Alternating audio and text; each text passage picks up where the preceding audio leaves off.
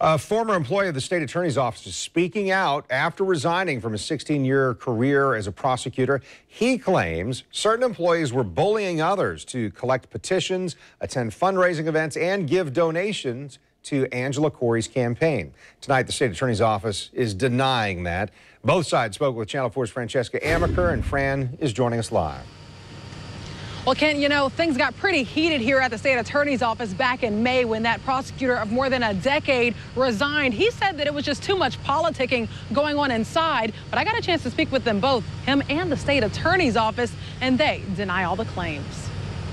It's very tough to think that 16 years of my career, everything I gave into it, I don't have anymore. Doug Dorsey says he had to walk away from a career at the state attorney's office that he once loved. He says things began going south 4 months ago when he was contacted by a victim's advocate, shaken up about what she found. A bunch of investigative files that came from APS, DCF, were found by her, and she put at one point that there were over 100 of them. So she asked me, she said, Doug, I don't know what even to do. Some of these victims are deceased, and they're elderly people. Doug says he then went through dozens of abuse case files dating back to 2012 that he says had never been touched by the state attorney's office. He says he voiced those concerns to his supervisors, but nothing ever happened. Dorsey then decided to resign on May 9th, but not before sending an email with some major allegations. As I'm coming across the crosswalk, I was met by one of the managing directors who told me that I needed to go out and collect petitions. And my answer back was no, I can't do that right now. In email sent to Managing Director Patricia Dotson on May 6th,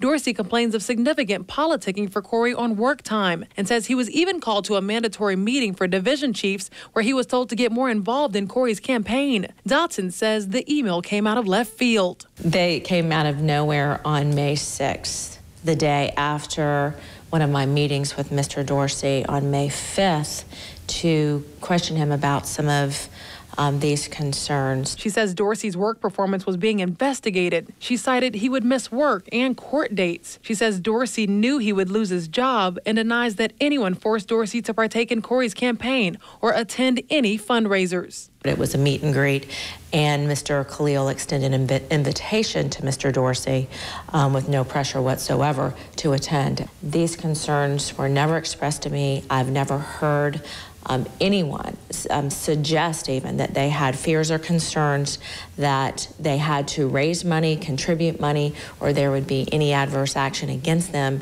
if they failed to do so. And Dotson says she made it clear to Mr. Dorsey that State Attorney Angela Corey is emphatic when it comes to having no type of elections or any type of politicking occur in the state attorney's office at any time. For now, reporting at the state attorney's office, Francesca Amaker, Channel 4, the local station.